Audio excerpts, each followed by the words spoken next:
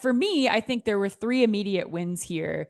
In addition to what you talked about, number one, I think from a marketing angle, what Best Buy doing here is really smart because I think you start to look at how this influencer economy is going to start to shape how marketing spend is done in these retail organizations because I don't think you're throwing as much money in this case at traditional marketing spend and tactics. You're not throwing money at TV ads that and crossing your fingers that you see a sales lift afterward.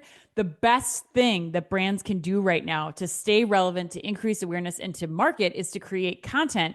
And this removes Best Buy's duty and expense in creating this content and becoming relevant or staying relevant with today's consumer. I think that, they're only paying influencers when sales are made here. The sales are directly attributable to those influencers. I think this just kind of shakes up exactly how they're marketing to consumers and for the better. I think the second thing to pay attention to is search. Now, when you think about where people are discovering products, now not only when I go to Perplexity or Google or wherever I'm going to search these products, Best Buy is showing up in those search results and the influencers are showing up in the search results. And I think that just boosts both Best Buy and the influencers relevance and allows you again to show up in more places where people are looking to discover content. And then finally, I think scaled content is another thing here. For these influencers, they're only creating one video. They're taking the content that they're already producing and then they're able to distribute that now across all of Best Buy's platforms and make more money on it. And they're not capped.